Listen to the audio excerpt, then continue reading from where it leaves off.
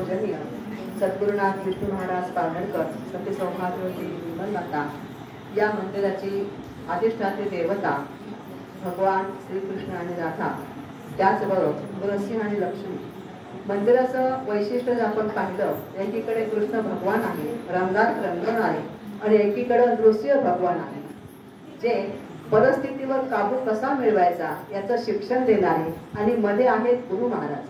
दोन्ही रूप एकाच वेळेला कसं आपण घ्यायचे आणि ते आपल्या जीवनात कसे आणायचं याचं दर्शन म्हणजे हे मातृपितृ मंदिर आहे. आता आपण सकाळपासून अतिशय सुंदर कार्यक्रम केला आणि फार आढावा घेणार नाही, पण मातृधर्म पुरस्कार हा जर कर्तव्याशी निगडीत असेल तर आताच्या या कविता कर्तव्य करत असताना ते त्यात निरसता येऊ नये, तर त्यात रंग कसे भरावे हे शिकवणारा म्हणजे कृष्ण कवितांचा आपण आस्वाद घेतला. तिथलाही सकाळी कवितांचा आणि अभंगाचा आस्वाद घेतला. म्हणजे कर्तव्य आणि जीवनात रंग कसे भरायचे हे दोन्ही एकाच वेळी साध्य करण्याची कला, जीवनाची कला शिका येणे करी जेणे हा श्रीहरी कृपा करी. मग या श्रीहरीची कृपा संपादन करण्यासाठी आपल्या जीवनातले रंग आपण कसे भरायचे आणि कसे वाढवायचे हे आपल्याला शिकवणार म्हणजे श्रीकृष्ण हे दैवत आहे. राधेचं रूप आपण केव्हा घ्यायचं, कधी मीरा व्हायचं, कधी रुक्मिणी व्हायचं, कधी ते म्हणजे त्या अनेक रूपातून अनेक रूपाय विष्णवे प्रभ विष्णवे नृसिंहाचं पण एक रूप आहे, ते पण घ्यावं लागतं. म्हणजे या सर्व देवतांच्या माध्यमातून माझ्या जीवनामध्ये मला कसं पुढे जायचं याचं आपल्याला दर्शन होतं. आणि आता आपण जे घेणार आहोत ते कीर्तन. कीर्तन ही एक कला आहे. संकीर्तन नामक गजर, देवाचं आळवणी, देवाची वाङ्मयीन पूजा ज्याला आपण म्हणतो, या माध्यमातून देवाशी कसं बोलावं, कसं वागावं आणि त्यातून काय प्रेश घ्यावा असं दर्शन देणारा भाग म्हणजे कीर्तनाचा. आपल्याला आजचा कीर्तनकार लाभले आहेत सौ कल्याणी आलोक चामणीकर आणि पूर्वाश्रमीच्या आजेगावकर. त्यांचं शिक्षण MA संस्कृत आणि BEd. त्यांनी देवगिरी महाविद्यालय या ठिकाणी 5 वर्ष संस्कृत प्राध्यापिका म्हणून सुद्धा काम केलेलं होतं. सध्या कस्तुरी एंटरप्राइजेस आणि कौस्तुभ फूड्स या कंपनीच्या त्या संचालिका म्हणून कार्यरत आहेत. म्हणजे शिक्षण एवढं छान असून सुद्धा कीर्तनात त्यांना जास्त आवड असल्याने त्यांनी एक क्षेत्र निवडलं असावं असं मला वाटतं. कैलासवासी हरिभक्त परायण श्री तुकाराम बुवा आजेगावकर यांच्या त्या नात आहेत. आणि संत कवी श्री दासगणू महाराज यांच्या कीर्तन परंपरेचा वारसा त्यांनी चालवत आहे आणि त्या पुढे चालू ठेवत आहे. त्यांच्याबरोबर साथीदार आहेत किशोर एकनाथ देशपांडे, हार्मोनियमवर साथ करणार आहेत. ते सिव्हिल बिल्डिंग कॉन्ट्रॅक्टर आहेत, पण त्यांनी हार्मोनियमचा त्यांचा छंद ते जोपासत आहेत. ब्रह्मे गल्ली अंमळनेर इथं ते वास्तव्याला आहेत. दुसरे आहेत ते देवांशू नितीन गुरव, तबला वादन ते करणार आहेत. आणि वडचौक अंमळनेर या ठिकाणी ते राहतात. 12वी उत्तीर्ण ते आहेत आणि शिक्षणासोबत तबला हा एक कला म्हणून ते शिकत आहे. या सर्वांचं मी हार्दिक अभिनंदन करते. त्याचबरोबर कल्याणीताईंना साथ करण्यासाठी पद म्हणण्यासाठी आलेले आहेत आलोक चामणीकर यांचं मी स्वागत करते आणि त्यांना अशी विनंती करते की त्यांनी आपल्या कीर्तन सेवेला प्रारंभ करावा.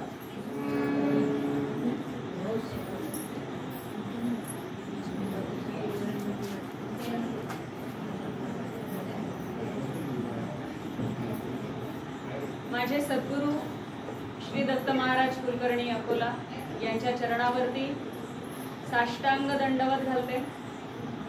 ज्यांची कीर्तन परंपरा पुढे चालू ठेवण्याचा हा खारीचा वाटा उचललाय ते संत कवी संत श्रेष्ठ श्री दासगणू महाराज यांना नमस्कार करते. माझे आजोबा कैलासवासी हरिभक्त परायण श्री तुकाराम बुवा आजेगावकर यांनी दासगणू महाराजांची कीर्तन परंपरा आजन्म चालू ठेवली आणि ती परंपरा पुढे चालू ठेवण्याचा प्रयत्न करते. त्यासाठी त्यांच्या चरणी सुद्धा नतमस्तक होते. आणि माझ्या आईकडून म्हणजे खरं तर आजोळकडून जी गुरु परंपरा आहे ती म्हणजे रामचंद्र महाराज आणि विष्णू महाराज यांची गुरु परंपरा माझ्या आजोळकडून जी चालत आलेली आज त्या ठिकाणी सेवा द्यायला मिळतीये ते माझं मी परम भाग्य समजते. आणि इतक्या छान मातृ आणि पितृ या दोन्ही शक्ती ज्या एका ठिकाणी आलेल्या आहेत त्या ठिकाणी सेवा देण्याची संधी मिळतीये. त्यासाठी मी खरंच म्हणजे हे गुरुतत्व किती श्रेष्ठ आहे याचा अनुभव घेतेय. तर ह्या सगळ्यांप्रती नतमस्तक होते, नम्रभाव सादर करते आणि आजच्या कीर्तन सेवेला सुरुवात करते. वक्रतुंड महाकाय सूर्यकोटि समप्रभ निर्विघ्नं कुरु मे देव सर्वकार्येषु सर्वदा. गुरुर्ब्रह्मा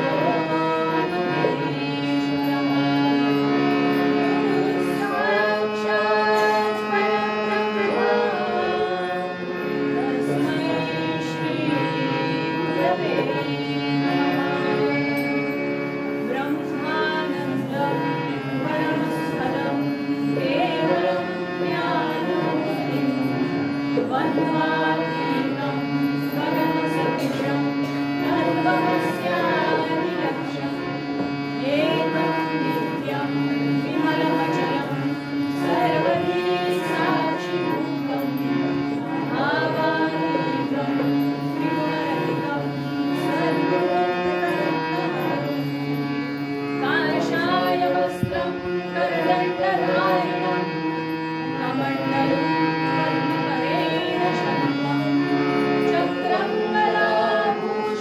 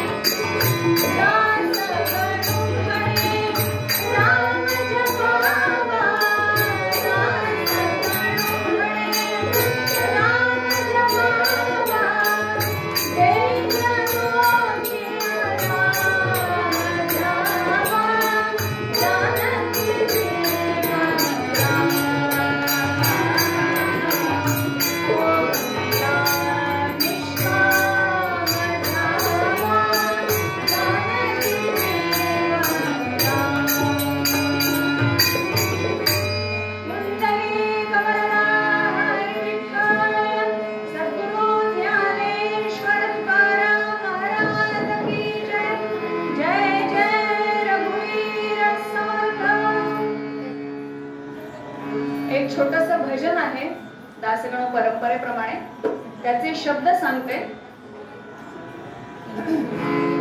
जय सच्चित घन जानकी जीवन नारायण तव दासोहम. फार काही कठीण आहे असं वाटत नाही. थोडा वेळ ते घेऊ आणि मग भगवान श्रीकृष्णाचं भजन करू. जय सच्चित घन जानकी जीवन नारायण तव दासोहम. जानकी जीवन नारायण तव दासोहम. जय सच्चित घन जानकी जीवन नारायण तव दासोहम. जय सच्चित घन जानकी जीवन नारायण तव दासोहम. जय सच्चित घन जानकी जीवन नारायण तव दासोहम. जय सच्चित घन जानकी जीवन नारायण तव दासोहम. गोपाल कृष्ण भगवान की जय. राधा कृष्ण जय कुंज बिहारी मुरलीधर गोवर्धनधारी. राधा कृष्ण जय. आता याचा आवाज यायला काहीच हरकत नाही. राधा कृष्ण जय कुंज बिहारी मुरलीधर गोवर्धनधारी.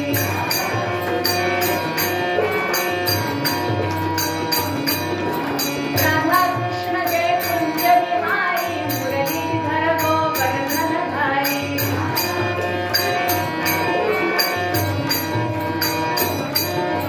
राधा कृष्ण जय कुंज बिहारी मुरलीधर गोवर्धनधारी.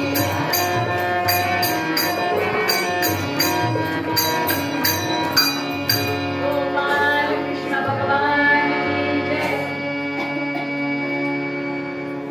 कसं आहे, 11 वाजत आले रात्रीचे. सकाळपासून बरीच धावपळ झालीये. या मंदिरातून त्या मंदिरात, त्या मंदिरातून या मंदिरात. आणि मला असं वाटतं बऱ्याच जणी व्यवस्थापनात असल्यामुळे ती धावपळ आहे ती वेगळीच. म्हणजे शारीरिकही आहे आणि मानसिकही आहे. आणि इतका थकवा येऊन सुद्धा अतिशय गोड, अतिशय मधुर असं गोपालकृष्णाचं चरित्र आज बघायचंय. चरित्र म्हणण्यापेक्षा आज त्यांचा जन्म साजरा करायचा आहे. चरित्र आपण उद्या बघूया काल्याच्या कीर्तनामध्ये. मग त्यांचा जन्म साजरा करायचा आहे तर मग तो उत्साह पाहिजे ना. नाही तर देव म्हणतील अरे सगळे झोपलेत, मी जन्माला येऊन करू काय. म्हणून आपलं थोडस भजन केलं की जरा जाग येते. आमचे आप्पा म्हणजे श्री वरदानंद भारती म्हणायचे की कीर्तनामध्ये जसं निरूपण महत्वाचं त्याच्यापेक्षाही जास्त भजन महत्वाचं. का तर निरूपण हा तत्वज्ञानाचा भाग आहे. तत्वज्ञान जरा जड असतं पेलायला. आणि मग ते ओझ पेलून पेलून पेलून जी मान थोडीशी खाली झुकते त्या मानेला जरा वर करण्यासाठी म्हणून भजन करावं लागतं. म्हणून हे भजन कृष्ण कृष्ण जय कृष्ण कृष्ण जय कृष्ण कृष्ण जय कृष्ण कृष्ण जय कृष्ण कृष्ण जय कृष्ण कृष्ण जय कृष्ण कृष्ण जय कृष्ण कृष्ण जय.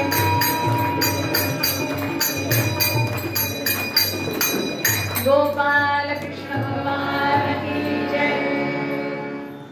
पूर्वरंगाच्या निरूपणासाठी पद घेतलंय. अर्थातच आमच्या दादांनी लिहिलेलं, दासगण महाराजांनी. होऊनिया निष्काम ह्यावा जानकी जीवन राम.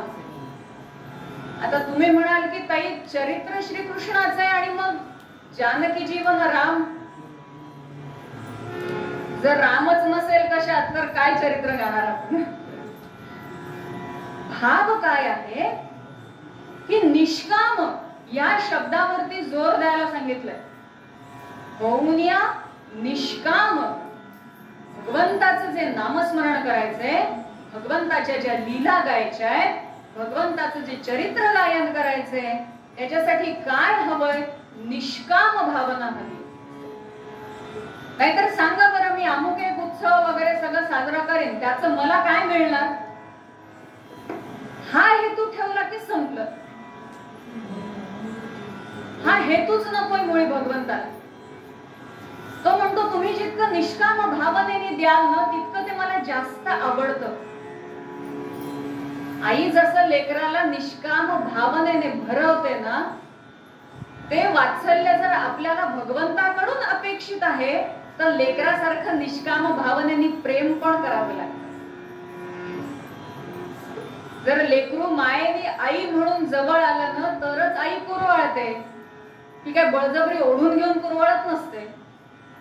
मग हे माय लेकराचं नातं जर टिकून ठेवायचं तर आपल्यामध्ये ते मूल होण्याची क्षमता आहे का हे तपासून घ्यायला हवं.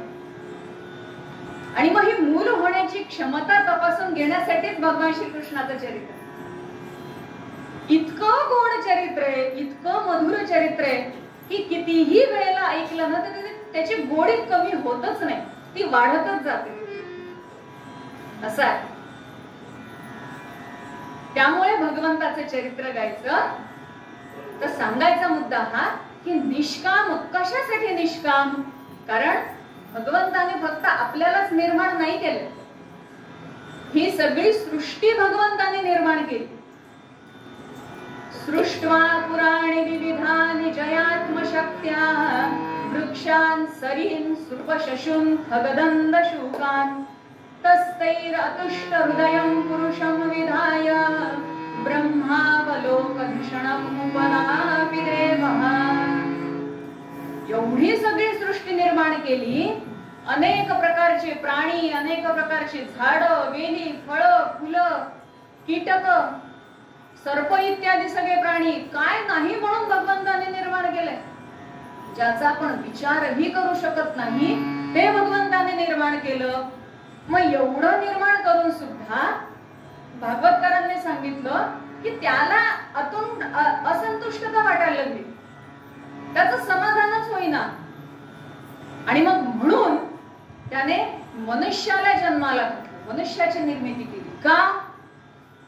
मनुष्याला बुद्धिजीवी प्राणी म्हणून जन्माला घातलं. का? कारण हे जे सगळं त्याने विश्व निर्माण केले त्याचं ज्ञान कोणाला तरी व्हायला हवं ना. उगाचच गंमत म्हणून निर्माण नाही केलेलं. विचार करा, केवढी सृष्टी आहे, अखिल ब्रह्मांड आहे. आपण नुसतं आकाशाकडे बघितलं तर थोडा वेळ बघितलं तर मान दुखते. त्याने ते सगळं निर्माण केलंय. ही पृथ्वी, हे आकाश, हजारो, म्हणजे हे आकाश तर म्हणजे अमर्यादित आहे, त्यामध्ये हजारो आकाशगंगा आहेत, त्यात हजारो सूर्य आहेत, हजारो चंद्र आहेत, पृथ्वी सुद्धा माहिती नाही किती असतील. मग आपली एक पृथ्वी जरी आपण म्हणलं तरी आमचे आप्पा, आमचे वरदानंद भारती सांगायचे की विचार करा म्हणे, या अखिल ब्रह्मांडामध्ये आपली पृथ्वी म्हणजे मोहरीचा दाणा. एवढं हे ब्रह्मांड आहे. त्या मोहरीच्या दाण्यावरती आपण केवढे हो. रोज सकाळी उठून आपलं असतं की नाही देवाला, देवा तुझं ना लक्षच नाही माझ्याकडे, तुला काही वाटतच नाही माझ्याबद्दल. अहो, त्याला आपल्याबद्दल काही वाटण्यासाठी आपल्याला त्याच्याबद्दल काही वाटतं का? हा विचार आपण करतो का? हा निष्काम भावच नाहीये आपल्यामध्ये, जो संतांमध्ये होता. संतांनी काय सांगितलं? बाबा रे, तुम्ही फक्त नाम घ्या त्याचं, तो धावून येतो तुमच्यासाठी. बरं, ते नाम घेताना हातातलं काम सोडून द्या असंही सांगितलं नाही संतांनी. काम करत करत नाम घ्या. उठता बसता दळीता कांडिता नाम घ्या फक्त. आणि त्यातल्या त्यात कलियुगामध्ये तर संतांनी आपल्याला भगवत प्राप्ती अजूनच सोपी करून दिलेली. संत म्हणतात तुम्ही फक्त निष्काम भावनेने त्याचं नाम घ्या.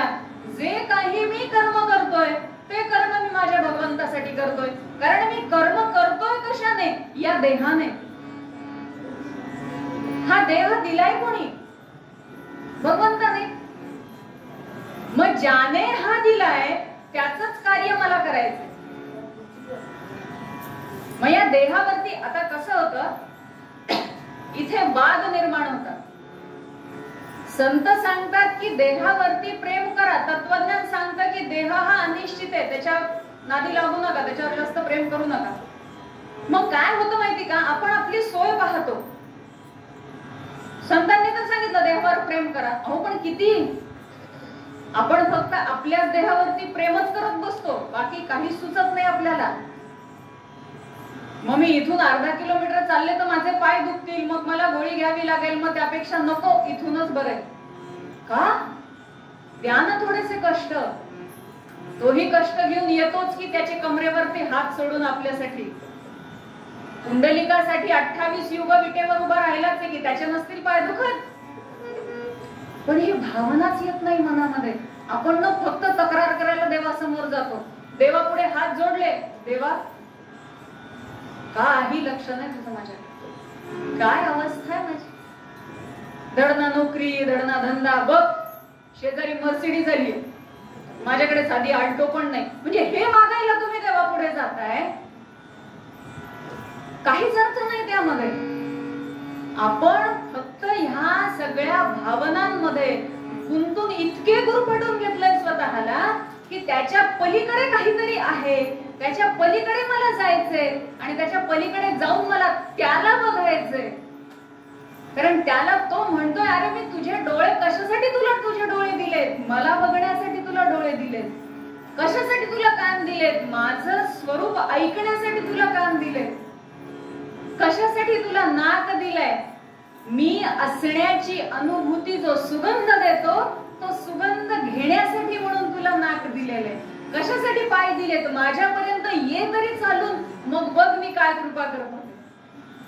हात कशासाठी दिलेत, त्याचं भजन करण्यासाठी, मनसोक्त अगदी मोकळ्या मनाने टाळ्या वाजवत त्याचं भजन करण्यासाठी हात दिलेत देवाने. मग हा सगळा देह जर त्याने त्याच्या सेवेसाठी दिलेला आहे आपल्याला, तर आपण ते सोडून बाकी सगळं करतोय. हा देह नोकरी पायी इतका झिजवतोय की सकाळ दुपार संध्याकाळ प्रत्येकी 4-4 गोळ्या लागल्यात मागे. कारण टेन्शन, कामाचं, धंद्याचं, पैशाचं, जबाबदारी आहे, घराची आहे, मुला बाळांची आहे, बायका पोरांची आहे, सगळ्यांनाच आहे. त्याला तर अखिल विश्वाची काळजी आहे. पण ह्या सगळ्या म्हणून काळजी करायची नाही असं नाही बरं का. म्हणजे हाही मुद्दा मी इथे स्पष्ट करते. मग संसारच नको का, नाही, कर्तव्य आहे ते आपलं, तो धर्म आहे, मनुष्य धर्म, मानव धर्म. आपण आई म्हणून आपण सध्या जर आईच्या भूमिकेत आहोत तर आपला आई म्हणून धर्म आहे, मुलीच्या भूमिकेत आहोत तर मुलगी म्हणून धर्म आहे, पत्नीच्या भूमिकेत आहोत तर पत्नी म्हणून धर्म आहे. आपल्याला आपलं धर्मपालन करायचंय. प्रत्येक संतांनी धर्म सोडून वागा असं सांगितलेलं नाही. धर्मपालन करायचंय, आपल्या तब्येतीला सांभाळायचं आहे आणि हे करत करत भगवंताचं नाम घ्यायचं. अहो त्याचं नाम घेतलं ना की देह भान विसरून जायचे संत. आपण तो अनुभव घेऊन बघायला काय हरकत आहे. त्यांनी प्रपंच केले नाहीत का, प्रत्येक संतांनी प्रपंच केले. प्रपंच करत करत त्यांनी परमार्थ इतका सुंदर साधला की त्याचे अनेक उदाहरण आहेत, जितके घ्यावे तितके थोडे. आज परीक्षा अशी आहे की वेळ कमी आहे आणि सांगायचं खूप काही आहे. पण सगळं काही महाराज आहेत बसलेले, ते घेतील सगळं करून व्यवस्थित. कारण ते पिता आहेत आणि त्यांच्यासोबत माता पण आहेत, त्यामुळे मला काही काळजी नाही. तर सांगायचा मुद्दा हा की निष्काम भावनेने, कारण सारन किमपि या संसारी अनितीचे हे धाम. आपण अनितीच्या मार्गावर चाललोय. जितके आपण या संसारामध्ये गुरफटून जाऊ, कधी आपण अनितीच्या मार्गावरती जाऊ हे आपल्याला कळणार नाही. अनितीचा मार्ग म्हणजे शब्दशः नसतो घ्यायचा. कुठेतरी मी माझ्या देवाला विसरतोय, कुठेतरी मी माझ्या नित्य नियमामध्ये भगवंतासाठी किती वेळ काढला हो 24 तासातला. आपण आपलंच आत्मनिरीक्षण करावं. 24 तास दिवसाचे जे आहे त्या 24 तासातले किती तास मी माझ्या देवाला दिले मोजून बघावं प्रत्येकाने. खरं तर ते पूर्ण द्यावे, कारण त्याच्यासाठीच आहेत ते सगळे. वेगळं द्यायचंच नाहीये ना. डोळे उघडलेत, भगवंताचं स्मरण करायचंय.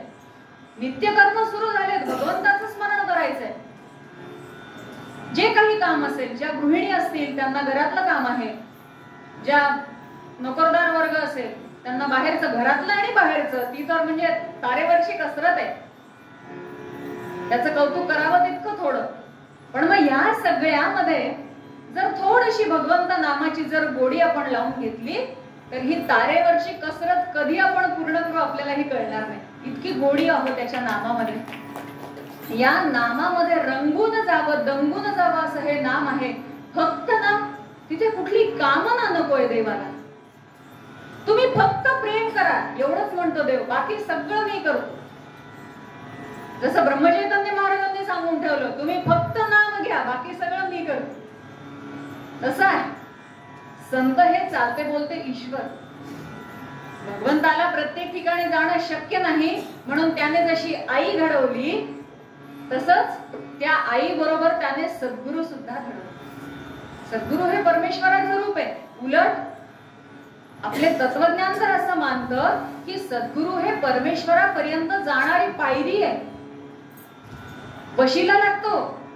सद्गुरूंचा वशिला असल्याशिवाय परमेश्वरापर्यंत जाता येत नाही. मग जितकी आपण गुरु भक्ती करू, जितकी आपण सद्गुरु भक्ती करू, तितकी आपण लवकर भगवंतापर्यंत पोहोचू. दोन्ही सारखंच आहे. सद्गुरूंच्या आज्ञेचं पालन म्हणजे भगवंतापर्यंत जाण्याचा अतिशय सोपा समृद्धी महामार्गच समजा. काहीच अडथळा नाही मध्ये. फक्त तिथे सुरुवात करून द्यायची, तेवढा तो उशीर असो. तर या भावनेने जेव्हा आपण भगवंताचं नाम घेतो तेव्हा आपला मोक्ष, आपला उद्धार आणि आपल्याला जो मार्ग पाहिजे तो मार्ग मिळाल्याशिवाय राहणार नाही. आपल्या महाराजांनी सुद्धा तेच सांगितलंय, प्रत्येक संतांनी तेच सांगितलंय, निष्काम भावनेने कर्म करा, ते भगवंतापर्यंत पोहोचतं आणि त्याचं फळ तुम्हाला मिळतं म्हणजे मिळतं.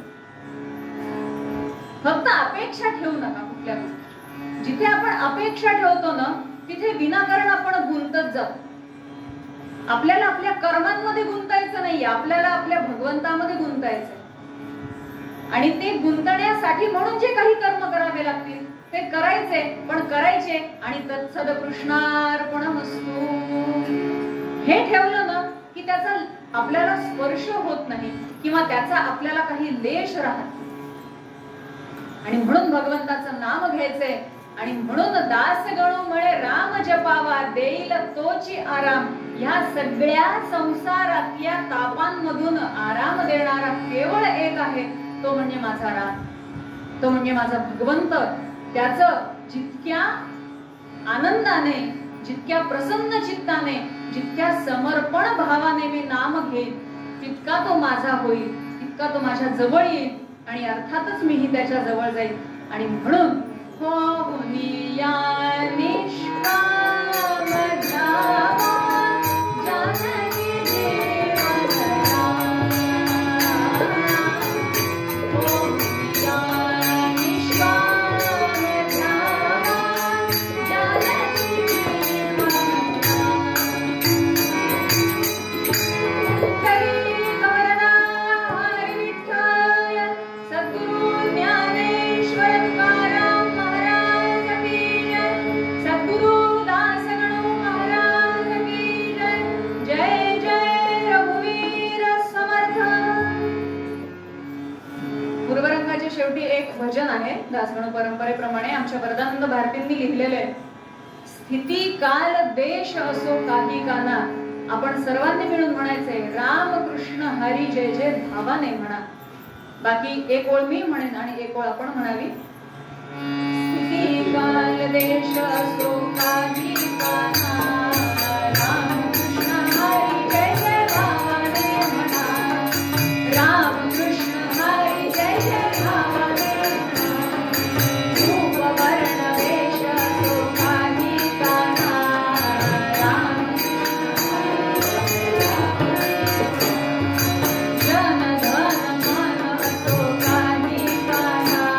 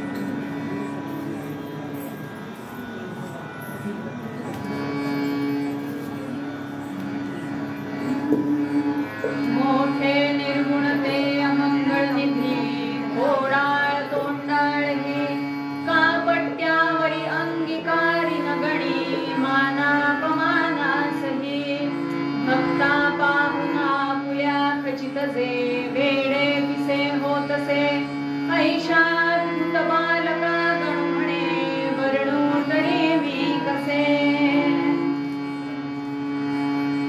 अद्भुत असे जे चरित्र आहे ते भगवान श्रीकृष्णाचे चरित्र आणि अशा ह्या अद्भुत चरित्राचं वर्णन भागवतकारांनी भागवतामध्ये केलं. नंतर अनेक विद्वानांनी त्यांच्या परीने कृष्ण चरित्र गायली. आपल्याकडे जी अतिशय प्राचीन पूर्वीपासून चालत आलेली परंपरा वारकरी संप्रदाय त्यांच्यामध्ये श्रीकृष्णाचं वर्णन काय म्हणजे अवर्णनीय आहे. हे चरित्रच इतकं अद्भुत आहे की त्या चरित्राचं वर्णन करणं ही सोपी गोष्ट नाही. पण असं आहे की ते जरी अवघड असलं तरी आम्हाला त्याला जवळ करायचंय. आमचा तो लाडका आहे, त्यामुळे वेडा वाकड्या बाणीने का होईना, तुटक्या मोडक्या शब्दाने का होईना आम्ही त्याचं वर्णन गाणार, आम्ही त्याचं वर्णन करणार आणि या भावनेने सगळेजण भगवान श्रीकृष्णाचं वर्णन करत असतात. असं आहे की भगवंताने वचन दिलेले यदा यदा हि धर्मस्य ग्लानिर्भवति भारत अभ्युत्थानमधर्मस्य तदात्मानं सृजाम्यहम्. गोपाल कृष्ण भगवान की जय.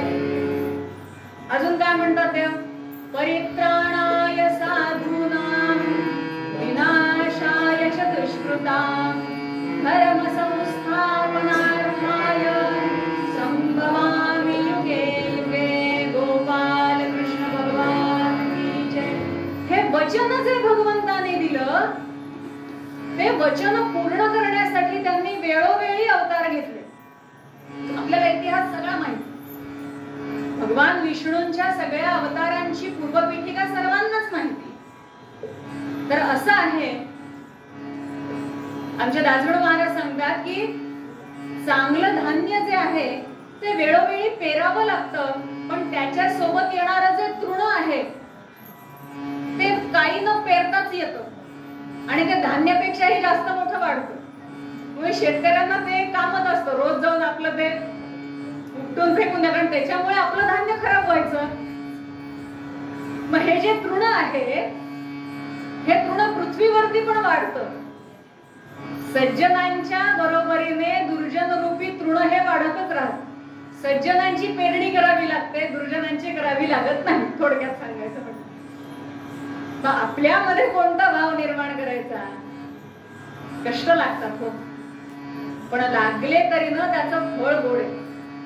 आपल्या शेतकरी बंधू बांधवांना विचारा की चांगलं धान्य पिकवण्यासाठी किती कष्ट करावे लागतात. मग त्यांनी म्हणावं का कंटाळा आला कडे तेच तेच कष्ट करू. नाही, ते तसं म्हणले तर पंचायत होईल ना आपली. मग तसं आपलंही आहे की चांगलं वागून वागून कंटाळा आला, सज्जनांसारखं वागून वागून कंटाळा आला असं म्हणून चालत नाही. कठीण परीक्षा आहे ती. असो, या संतांना त्रास देण्यासाठी, ऋषीमुनींना त्रास देण्यासाठी पृथ्वीवरती राक्षसांचा इतका भार वाढला की बिचारी पृथ्वी कंटाळून गेली. पृथ्वी म्हणते देवा काय रे हे, काही काही हजारो वर्षानंतर आपलं चालूच आहे म्हणे, हे सारखं राक्षसांचा भार वाढतो, मी तरी एकटीने बिचारीने किती सहन करायचं. ऋषीमुनी पण सगळे कंटाळले. अहो म्हणे आम्ही यज्ञयाग कसे करायचे, आम्हाला यज्ञयाग केल्याशिवाय चैन पडत नाही, त्याच्याशिवाय आम्हाला तुझं नामस्मरण होत नाही, तुझी भक्ती आमची त्याच्याशिवाय होत नाही, मग आम्ही कसं करायचं. शेवटी असं झालं की ऋषीमुनींचं सगळं शिष्टमंडळ पृथ्वी मातेला म्हणायला लागलं, पृथ्वी माते आपल्याला भगवंताकडे जाण्याशिवाय काही पर्याय नाही. पृथ्वी माता म्हणते, हो रे बाबा मी पण खूप कंटाळले. पृथ्वीने घेतलं गाईचं रूप आणि सर्व ऋषी मुनींसोबत पृथ्वी माता ही निघाली. मुनी सहदानव पीडिता भूमी, मुनी सहदानव पीडिता भूमी, गोरूपे विष्णुसी, गोरूपे विष्णुसी, विनवी माता भार हरावा, विनवी माता भार हरावा, जन्मोनी मानव वंशी वंशी, जन्मोनी मानव वंशी वंशी, मुनी सहदानव पीडिता भूमी. सर्व ऋषी मुनींच्या शिष्टमंडळासोबत पृथ्वी माता सुद्धा गायीचं रूप घेऊन भगवंताकडे जाते. भगवंताला विनंती केली. विष्णू लोकात गेले सगळेजण आणि ऋषी मुनी आलेत म्हणल्यानंतर भगवंतांनाही आनंद झाला. वा वा वा, किती दिवसानंतर माझी लेकरं मला भेटायला आले आणि त्यात पृथ्वी माता दिसली गायीच्या रूपात. का ग बाई एवढी त्रासलेली का, काय झालं म्हणे, चेहरा पडला, काय सांगू देवा. माहिती नाही का तुम्हाला, इतका राक्षसांचा भार वाढलाय, कंटाळून गेले हो म्हणे मी, किती भार वाहू मी या राक्षसांचा. ऋषी मुनी म्हणायला लागले, देवा आमचं यज्ञयाग बंद पडायची वेळ आली, काय करावं म्हणे, आम्ही त्रासून गेलो देवा आम्ही. देव म्हणतात, बरं काही हरकत नाही, काय म्हणणं आहे तुमचं, काय म्हणणं आहे काय देवा, अवतार घ्या. तुम्ही अवतार घेतल्याशिवाय काही आमचा उद्धार होणार नाही, आमची यातून सुटकाच होणार नाही. देव म्हणाले, ठीक आहे काही हरकत नाही, वचन देतो तुम्हाला, मी तुम्हाला अवतार घेईन म्हणे, काही काळजी करू नका. वा वा वा वा, देवा तुम्ही अवतार घेणार, वचन आहे माझं, आश्वासन देतो नक्की अवतार घेणार, काही काळजी करू नका, जा म्हणे वापस. वा, इतका आनंद झाला म्हणून सांगून अक्षरशः तिथून नाचत निघाले सगळे. कृष्ण कृष्ण जय कृष्ण कृष्ण जय कृष्ण कृष्ण जय कृष्ण कृष्ण कृष्ण जय कृष्ण कृष्ण जय कृष्ण कृष्ण जय कृष्ण कृष्ण जय कृष्ण कृष्ण जय गोपाल कृष्ण भगवान की जय. अक्षरशः नाचत गात भजन करत निघाले. आणि असा आहे आपला स्वभाव माणसाचा की आनंद झाला काय दुःख झाला काय कोणाला तरी सांगितल्याशिवाय आपल्याला चैन पडत. आणि खरंही आहे असं म्हणतात, आनंद सांगितला तर वाढतो, दुःख सांगितलं तर कमी होतं. कधी कधी उलटे होत असेल कदाचित, माहिती नाही, पण असं आहे. मग आता इतका आनंद झालाय, कोणासोबत तरी शेअर करावा, छान वाटतं. जरा चांगल्या गोष्टी आल्या की आपण कशा पटापट शेअर करतो तसं. कोणाला सांगावं कोणाला सांगावं कोणाला सांगावं, तितक्यात साक्षात समोरून भगवंताचे चिरंजीव नारद मुनी त्यांच्या नादामध्ये भजन गात गात येत होते. श्रीमन्नारायण नारायण श्रीमन्नारायण नारायण श्रीमन्नारायण नारायण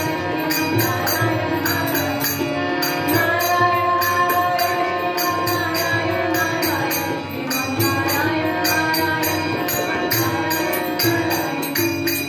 गोपाल कृष्ण भगवान की जय. आपल्याच धुंदीमध्ये भजन गात गात गात ते येत होते आणि त्यांना पाहिलं. वा नारदा, किती छान वाटलं म्हणे तुम्हाला बघून, मला बघून छान वाटलं काय म्हणे, पहारे चेहऱ्यावरती आनंद ओसंडून वाहतोय, काही गुड न्यूज. हो म्हणे, काय म्हणे, भगवान अवतार घेताय. आता खर तर ही किती आनंदाची गोष्ट हो, भगवान अवतार घेतायत म्हणलं की नारदांनी चेहरा पाडला. नारदा आनंद नाही झाला तुम्हाला? तुम्हाला झालाय ना आनंद? वा वा, आनंद झाला म्हणजे अहो फार त्रासलो म्हणे, काय सांग. सुटका करणार आहेत, आश्वासन दिले देवाने, आश्वासन दिले. आता देवाचं आश्वासन म्हटल्यानंतर विचारायची सोय नाही. चांगलंय म्हणे, तुम्ही चालू द्या म्हणे तुमचं, मी जरा भेटून येतो म्हणे त्यांना. म्हणे काय झालं नारद? काय नाही, तुम्हाला काही कळणार नाही म्हणे, तुमचं तुम्ही चालू द्या, ते आमचं जरा वेगळं सिक्रेट आहे. मी जरा जाऊन भेट घेऊन येतो, तुम्ही चालू द्या म्हणे तुमचा आनंद. झालं. नारद मुनी निघाले थेट विष्णू लोकाकडे. हिमधर सुंदर गौर कलेवर नारद अरुणांबरधारी. हिमधर सुंदर गौर कलेवर नारद अरुणांबरधारी. प्रेमित सुस्वर विद्युद्भास्वर वीणा श्रीवर भजन करी. ज्याचे अंतर करुणा निर्भर, ज्याचे अंतर करुणा निर्भर, उतरल्यावर भूवरचे क्षीरसागराधारी सत्वर मंदिर ते श्री विष्णूने. हिमधर सुंदर गौर कलेवर नारद अरुणांबरधारी. असे हे नारद निघाले, ते थेट भगवान विष्णूंच्या समोर साक्षात उभे. नारदा, वा वा वा, आलास? अरे आत्ताच ऋषीमुनी वगैरे सगळे येऊन गेले. देवा, मला काहीही सांगू नका, सगळं माहिती म्हणून. सगळं माहिती? मग तुला हे सांगितलं असेल का नाही मी अवतार घेणार आहे म्हणे, ते तर त्याहून सांगू नका. हा, अरे मी अवतार घेणार आहे, दुष्टांचा संहार करायचाय, राक्षसांचा संहार करायचाय, पृथ्वी मातेवरती भार फार वाढलाय, तो कमी करायचाय. देवा, सगळं पाठ आहे म्हणे मला, मागच्या 7 जन्मात हेच बघतोय म्हणे. काय झालं म्हणे नारदा, एवढी नाराजी का बरं, ते तर कळू द्या.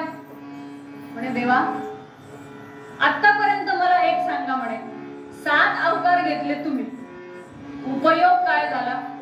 असं कसं म्हणता नारदा, उपयोग नाही झाला का? झाला, पण किती टक्के झाला? किती लोकांचा उद्धार केला? फक्त दुष्टांचा संहार एवढं नाहीये, परित्राणाय साधूनां विनाशाय च दुष्कृतां नंतर आहे. आणि धर्म संस्थापनार्थाय, त्याचं काय? त्याचं काय म्हणे? विचार करा, मोजा म्हणे, किती किती अवतार झाले, काय काय केलं त्याच्यात. आणि असं नाही नारदा म्हणे, असं नाही काय, असं नाही देवा. बरं, नारदांना हा अधिकार आहे हो, कारण ते देवऋषी आहे. अखिल विश्वाचं संकट त्यांनी स्वतःच्या डोक्यावर घेतलेले, त्याच्यामुळे त्यांना तो अधिकार आहे देवाला प्रश्न विचारण्याचा. म्हणजे झालं काय साध्य याच्यातून? एक एक एक एक आपले छोटे मोठे कार्य केलेत म्हणजे तुम्ही अवतार घेतला एवढं सिद्ध होतं का देवा? बरं, तुमचं म्हणणं काय म्हणे? नारद मुनी सांगतात, 7 जन्म तव पूर्ण देवा, आता पूर्ण अवतार धरावा, लोकांनी हा सदा वहावा, 8वीत तव जन्म आठवा, प्रत्येकाच्या हृदयामध्ये तव नामाचा उदय होऊ दे. श्री नारायण जय नारायण, तुझे न काही येवो या विण, गोपाल कृष्ण भगवान की जय. देवा, हे सगळं होणार असेल तर या म्हणे जन्माला. असं का म्हणता म्हणे नारदा? रामावतार हा मान्य, रामावतार तुम्ही घेतला, अतिशय पराक्रम गाजवला, उद्धार किती जणांचा केला? बोटावर मोजण्या इतके, संपले म्हणे माझे 5 बोट तर तिथंच. त्यामुळे शबरी, वाली, अजून काय 1-2 झालं, संपलं, तिथंच संपलं म्हणे रामायण. पुढे म्हणे म्हणायचंय काय तुम्हाला नारदा? स्पष्ट काय ते बोला. नारद मुनी पुढे म्हणतात, सुगलखोर वार चोर असो तो, परदारे सह अथवा रमतो, शरण पदात व येता भावे, मागील दोष तुम्ही न बघावे. असं कसं म्हणतो नारदा? देवा, उद्धार करायचा आहे की नाही? आणि सर्वसामान्यांचा उद्धार होणार असेल तर अवतार घ्या, नाही तर काही गरज नाही. जे चाललंय ते चांगलं चाललंय, त्याच्यात फार काही सुधारणा होणार नाहीये. तुमच्या सुधारवादी योजनांनी नवीन काहीतरी आपली योजना आणता म्हणे 5-6 महिने चालते, नंतर ते कोणाला पत्ताही लागत नाही म्हणे कुठली योजना होती, काय होती, कधी होती, काय नाही. 2-4 लोक येतात, त्याचा फायदा घेऊन जातात म्हणे, बाकीचे आपले आ बसून बघत राहतात. याला काय अर्थ आहे देवा? नारदा चिडू नका, काय म्हणणे ते स्पष्ट सांगा. कसाही असू द्या, तुमच्या चरणावरती तो अनन्य भावाने शरण आला, त्याचा उद्धार तुम्ही केलाच पाहिजे, हरकत नाही. अजून काय म्हणणे? अघराशी ही असून करावा, जो जो तुमचा म्हणविल देवा, गोदेला ये मिळण्या मोरी, घाण म्हणून ती न भेरी. गोदावरी मध्ये एखादी मोरी जर आली मिसळण्यासाठी, तर गोदावरी म्हणते का की ती घाण आहे, ती मी माझ्यात घेणार नाही? अहो, ती पण गोदावरीच होऊन जाते. तसं जो कोणी जसा असेल, जसा वागत असेल, जे काही केलेलं असेल, मागचं मागे सोडून द्या. तुमच्या चरणावरती अनन्य भावाने शरण आलाय ना, मग तुम्ही त्याला तुमचा म्हणा आणि त्याचा उद्धार करा. तसं होणार असेल तर जन्माला या म्हण, काही हरकत नाही म्हणे. कारण भगवंतांनी सांगितले, ये यथा मां प्रपद्यन्ते तां तथैव भजाम्यहम्. जो मला ज्या भावाने भजन करेल, मी त्याला त्या भावनेमध्ये प्रसन्न होईल. मग हे जर माझं वचन असेल तर नारदा ठीक आहे म्हणे, काही हरकत नाही, तुम्ही म्हणताय तसं होईल, पण त्यात एक गोम आहे म्हणे. कोणती? आता ते सगळे दोष सोडून द्यायचे तुम्ही म्हणताय, सोडून द्यायचे कुठे? ठिकाण पाहिजे ना काहीतरी. सोडून द्यायचे म्हणजे कुठे द्यायचे? असेच नाही सोडून देताय, दोष आहेत ते. नारद मुनी येत होते. नारद मुनी म्हणतात, पापाचा मज सर्व दंड दे, सुख आर्ताचे परी बघू दे.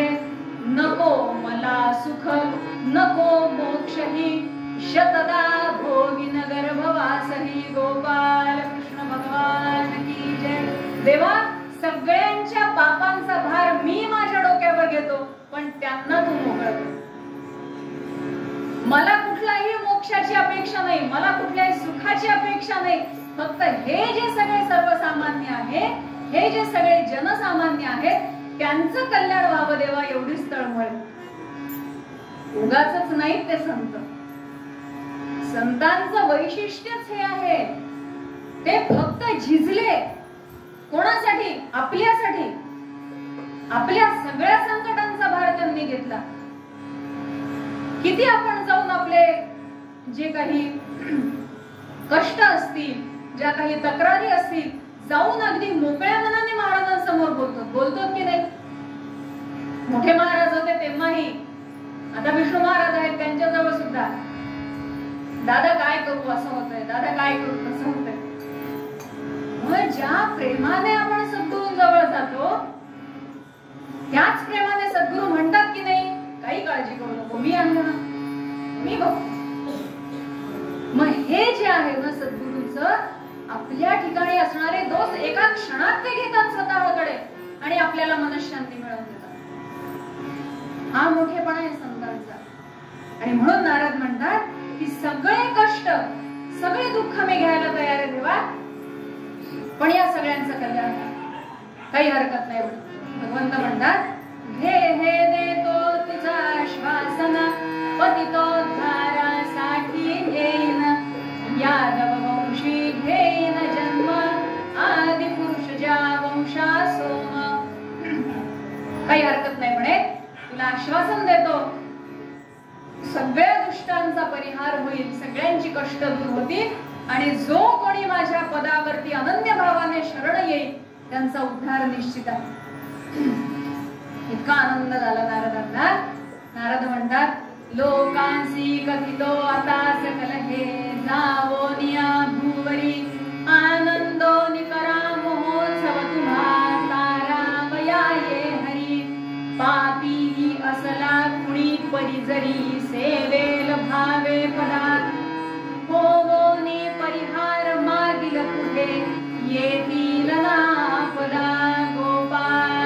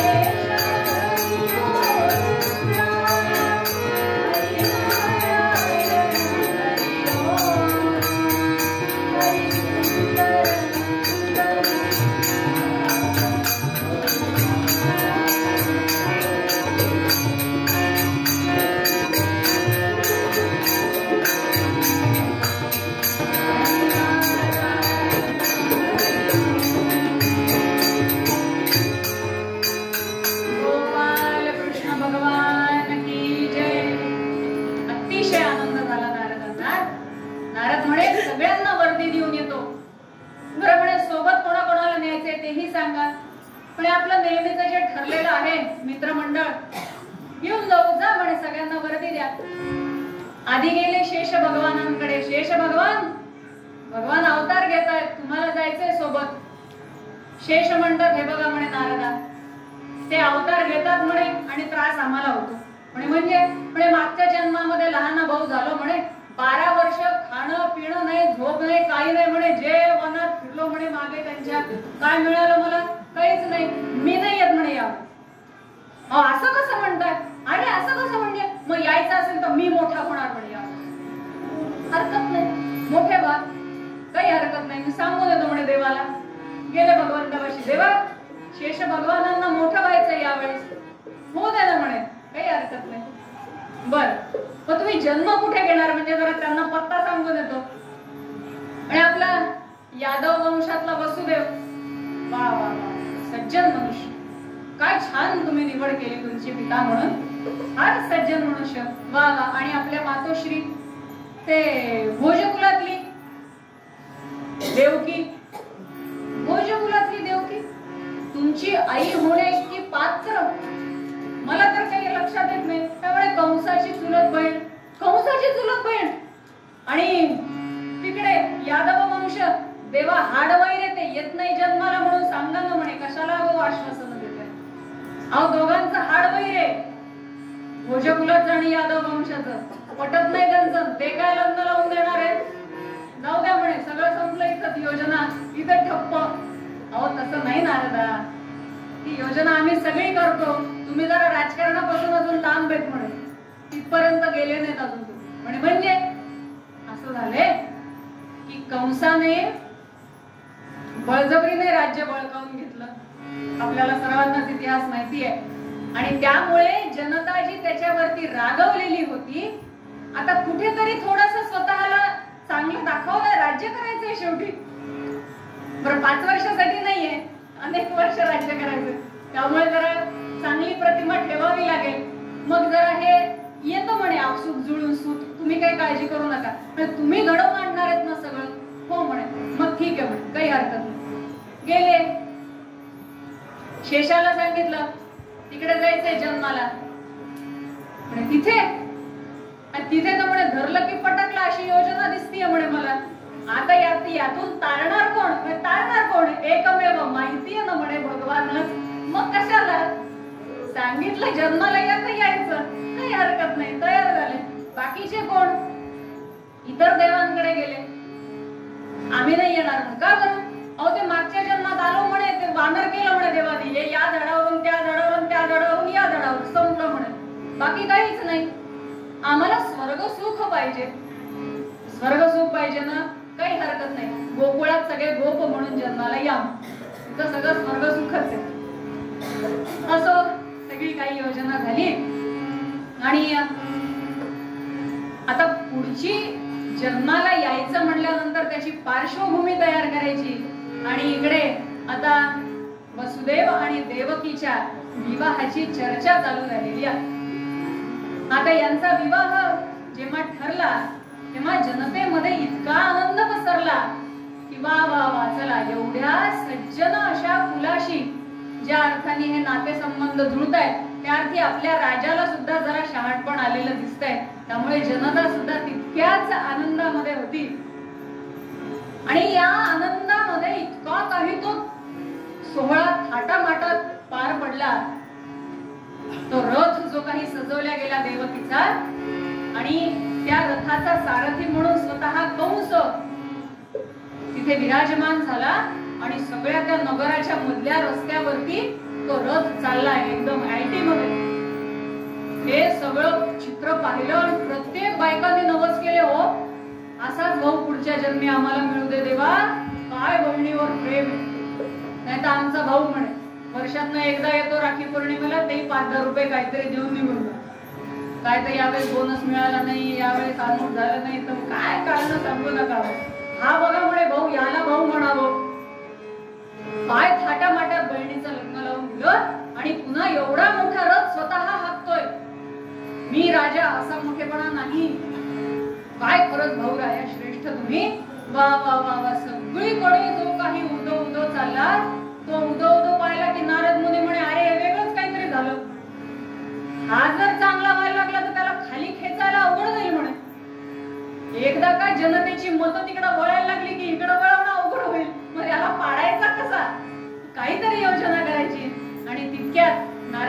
आकाशवाणी करत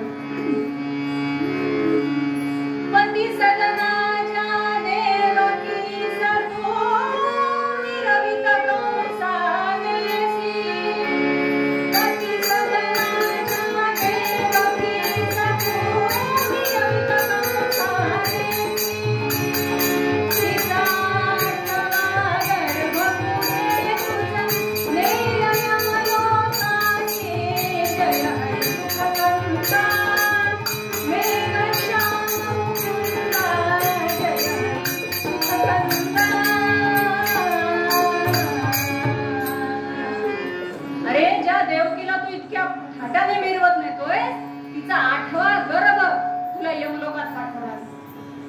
ही आकाशवाणी झाली मात्र आता तो कंस होता उसना आणलेला होतं ते ताडकन रथाच्या खाली उतरला कमरेतली तलवार उपसली देवकीचे केस पकडून तिला खाली ओढली आणि तिच्यावरती वार करण्यात तेवढ्यात नारद आले. अरे वेगळंच काहीतरी व्हायला लागलं. देव म्हणतील आमची आईच गेली आता कुठून जन्माला या. कारण ठेवायचं नाही या वेळेस देवाला काही. आता या कथेत काही ठिकाणी असं आहे की वसुदेवांनी हात धरला आणि आमच्या दादा सांगतात की नारदाने. आपल्याला काय घडलं याच्यापेक्षा कथेशी मतलब काही का असं ना. कंसाला थांबवण्यात आलं. अरे अरे अरे कंसा काय करतोयस काय वेळ लागला काय म्हणत तुला तिला का बरं मारतोस. नारदा अपडेटेड नाहीत वाटतं तुम्ही. जस्ट आता व्हिडिओ अपलोड झाला. काय झालं तिचा 8वा गर्भ म्हणे माझ्या उरावर बसणारे. अरे वेडायस म्हणे तू जरा थोडासा पुढचा विचार करत जा ना. म्हणजे काय तू आता हिला मारशील तुझं राज्य आहे तू काही करू शकतोस तू राजा आहे. काही दिवसांनी ती दुसरीकडे कुठेतरी जन्माला येईल जिथे तुझं राज्य नसेल तुझी सत्ता नसेल. ती मोठी होईल तिचं लग्न होईल तिला 8 मुलं होतील आणि 8वा येऊन जेव्हा तुझ्या उरावर बसेल तेव्हा तुला कळेल की हा आपल्याच बहिणीचा 8वा आहे. वेडा वेडा असता जरा थोडासा पुढचा विचार करत अपडेटेड काय होऊ शकतं. नारदा तुम्ही सांगा काय करायचं. एक काम कर म्हणे या दोघांनाही डांबून ठेव नजर कैदेत ठेव. शेवटी निसर्ग धर्म आहे लग्न झालेलं आहे मुलं बाळ होतील जे होतील ते मारून टाक. आहे का नाही काय तुझ्या मनात. नारदा काय छान युक्ती दिलीत म्हणे. अजून मंत्रिमंडळ विस्तार बाकी आहे येता का. एक ठेवतो म्हणे बाजूला तुमच्याकडे. नारद म्हणे म्हणतात कंसा मी असाच अजून मधून बरा आहे म्हणे मला पद वगैरे नको मी येईन म्हणे मधून मधून जरा चालू द्या. झालं ठरलं. वसुदेवही म्हणतात शेवटी कसं आहे की पत्नीचं रक्षण करायचं आत्ताच वचन घेतलं होतं काही मिनिटांपूर्वी लगेच ते मोडायची वेळ नको यायला. म्हणे तुम्ही म्हणाल तसं काही का असं ना तिचा जीव तर वाचतोय. झालं दोघांनाही तुरुंगात टाकण्यात आलं. आता दुःख तर अपार झालंय देवकीला त्याबद्दल वर्णन करावं तितकं थोडे. पण निसर्ग क्रमाने पहिला मुलगा झाला. वसुदेव वचनाला पक्के. वसुदेवांनी ते बाळ घेतलं. काय जीव झाला असेल त्या मातेचा. पहिलं बाळ तान्ह बाळ तसंच वसुदेवाने तिच्या मांडीवरून घेतलं आणि कंसा पुढे घेऊन ठेवलं. कंसा ह्या कंसाने ते छोटस बाळ पाहिलं. नाजूकस कोमल असे हात पाय छोटीशी जीवणी. कंस म्हणतो कसं आहे वसुदेवा इतकाही निष्ठुर नाहीये मम्मी माझं पण काहीतरी नातं आहे. एक काम करा ना 8वा आहे ना म्हणे काळ बनून येणारा 7 तुम्ही वाढवा 8वा भत्ता आणून द्या म्हणे माझ्याकडे संपलं. इतका आनंद आला वसुदेवांना. किती मोठ्या मनाचा ऐसरे म्हणून पाठ फिरते ना फिरते वसुदेवांची आली ना नारदांची स्वारी. अरे हा पुन्हा चालला म्हणे चांगुलपणाकडे. अरे वेडायस का कंसा काय करतोय. अहो नारदा 8वा आहे म्हणे 8वा. अरे बाबा तू थांब म्हण तू आई जरा बस. 8 असे गोल उभे कर. एकाच्या डोक्यावर हात ठेव आणि बाकीचे 7 मोज. 8वा हा का हा. अरे बरोबर आहे म्हणे नारदा तुमचं. तुला माहिती आहे का हा 8वा आहे का तो 8वा आहे. तू काय म्हणे काही विचारच करत नाहीस म्हणे तू. असं कसं राज्य चालवतोस रे. आता नवीन नवीन योजना यायला लागल्या जरा बघत जा थोडस जरा चर्चा करत जा म्हणे. नाही बरोबर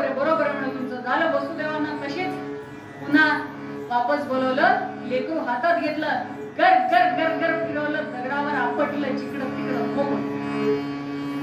एक नाही, एका मागून 1 2 3 4 5 6 झाले. आता आली 7व्याची वेळ. शेष भगवान म्हणतात, देवा तुम्हीच आहेत. देव म्हणतात, माहितीये ना, मोठं व्हायचंय ना, पण इकडं ते येतानाच भजन करत आले, कृष्ण कृष्ण जय कृष्ण कृष्ण जय कृष्ण कृष्ण जय कृष्ण कृष्ण जय कृष्ण जय कृष्ण कृष्ण जय कृष्ण कृष्ण जय कृष्ण कृष्ण जय गोपाल कृष्ण भगवान की जय. आणि भगवंतांनी त्यांना तारलं असं की 7वा गर्भ जो होता तो 7व्या महिन्यात जिरला आणि त्याचं संकर्षण गोकुळामध्ये रोहिणीच्या गर्भामध्ये करण्यात आलं. काय ऍडव्हान्स टेक्नॉलॉजी होती बघा.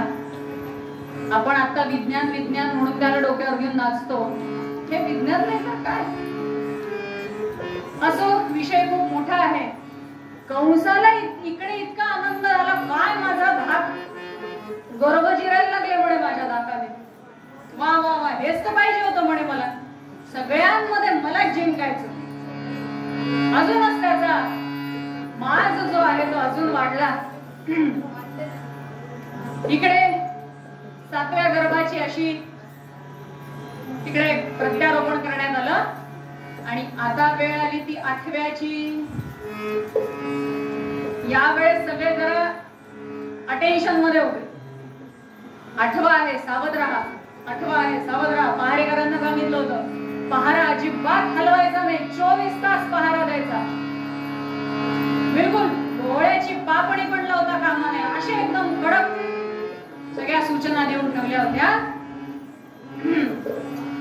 आणि बघता बघता बघता बघता 8वा महिना लागला. निसर्गाने विचार केला की रात्रीचे 12 वाजतायत, सगळी सृष्टी झोपली आहे, पण आमचे भगवान येत आहे, याचा आनंद आम्ही नक्कीच साजरा करणार. आमचे दासगुण महाराज वर्णन करतात, सहजल घनांनी नभते क्रमिले, सजल घनांनी नभते क्रमिले, सजल घनांनी नभते लकामध्ये तळपते तळीसती भारी, जलनाचा होता मार्ग जणू रणभेदी भेदी भेदी, वाटते प्रभू कारण हो आला, द्यायसनामी घन हो आला, द्यायसनामी घन, मोरांनी व्यापिले मन, नृत्यते करीती करीती करीती, सजल घनांनी नभते क्रमिले, सजल घनांनी लकलकामध्ये तळपते तळीसती भारी भारी भारी, सजल घनांनी नभते क्रमिले. श्रावण मास, मध्य पक्ष आणि त्यामध्ये रात्रीची वेळ. आकाशामध्ये मेघ दाटून आले. निसर्ग जेव्हा उत्सव साजरा करतो तेव्हा तो कसा साजरा करतो याचं उदाहरण आहे की मेघ दाटून आलेले आहेत आणि त्यामुळे वीज तर चमकतीये, पण कशी, चालणाऱ्याला वाट दिसेल इतकाच फक्त तिचा प्रकाश आहे. पाऊस पडतोय पण कसा, कुठेही चिखल झालेला नाही, बारीक सडा टाकावा असा पाऊस आहे.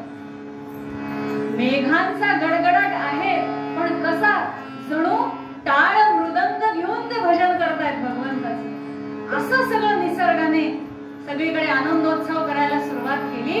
वारा वाहतोय पण इतका छान आणि मंद वाहतोय की वेलींवरची जी फुलं आहेत त्याचा सुगंध घेऊन तो सगळीकडे फिरतोय.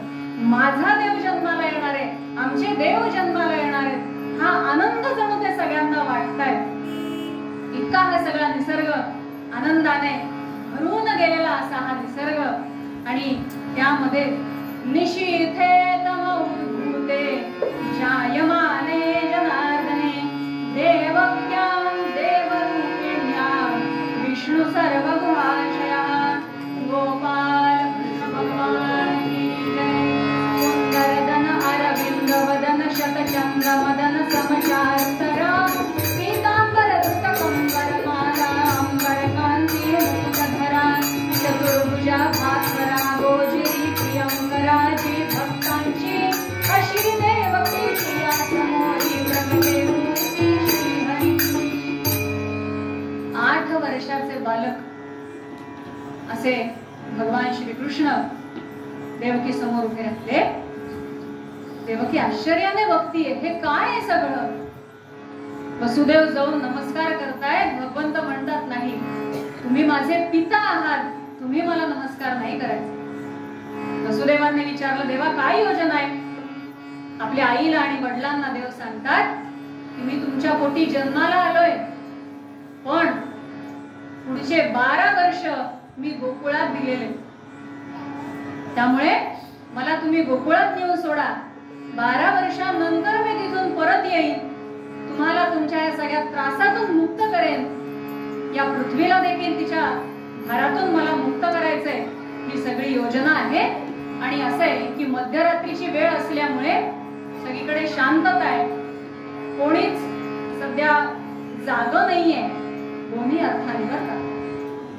आणि अशाच वेळात आपल्याला पटकन गोकुळात जायचे, तेव्हा बाबा त्वरा करा.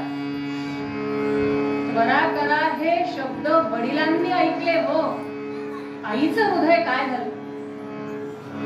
देवकी एकटक भगवंतासमोर पाहतीये, भगवंताकडे निहाळतीये, आणि एकच प्रश्न देवकीने विचारला, देवा मी कोणतं पाप केलं होतं रे मागच्या जन्मी. देव म्हणतात, आई असं का विचारतेस. अरे या सगळ्या त्रिभुवनाचा नायक माझ्या पोटी जन्माला आलाय, आणि मी इतकी करंटीये की मी आईच झाले नाही. तेव्हा 8 वेळेला आई झाले, पण ते सुख माझ्या नशिबी नाही. माझ्यासारखी अभागिनी मीच. आर्ततेने देवकी भगवंताला म्हणते,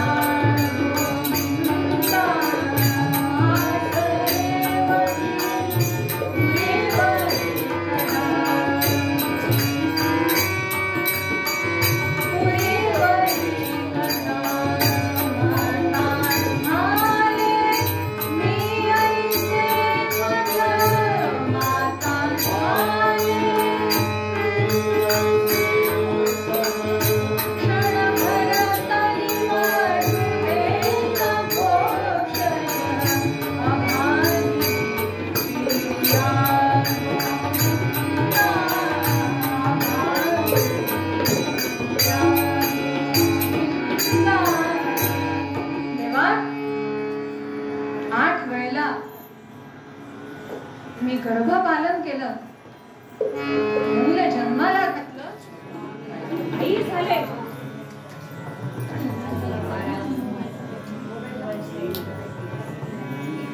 पण हा आई होण्याचा आनंद क्षणभरासाठी तरी का होईना मला अनुभवच नाही. इतकी का मी पापीण आहे. एवढं कोणतं मोठं माझं पाप माझ्या डोक्यावरती आहे, म्हणून तू देखील इतका निष्ठुर झालास की एकदाही जे माझं मातृत्व, माझं जे वात्सल्य माझ्या ठिकाणी होतं ते तसं जिरून जावं. देव म्हणतात, सगळ्या राक्षसांचा संहार करायचं वचन दिलंय. जो चरणाशी अनन्य भावाने शरण येईल त्याला मोक्ष देण्याचं वचन दिलंय. ही तर आई आहे, हिची एवढी छोटीशी मागणी आहे, आणि ती मागणी ऐकल्याबरोबर मूल उपजलेले हरी झाला, सान लाल सरदेह कोवळा, लुक लुकताती वले डोळे, गर्भजलाने जांभळवले गोपाल कृष्ण भगवान की जय. धळा गुलाल कृष्ण कृष्ण जय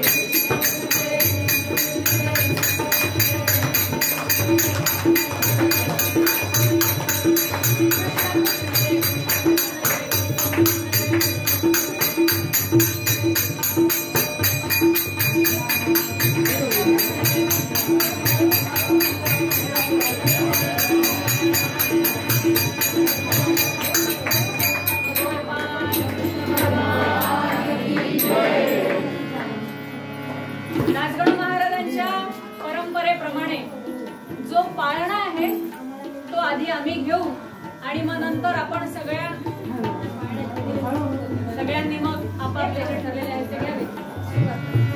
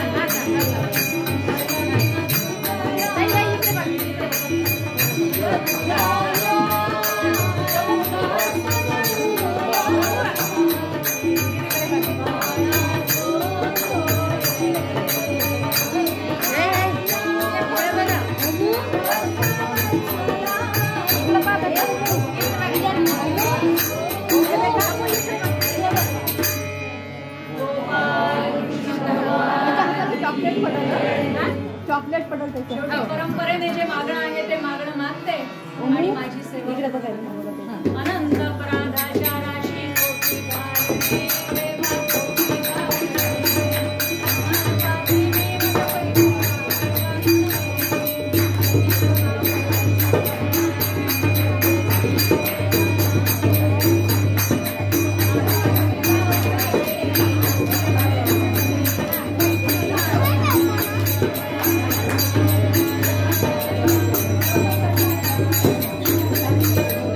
Thank you.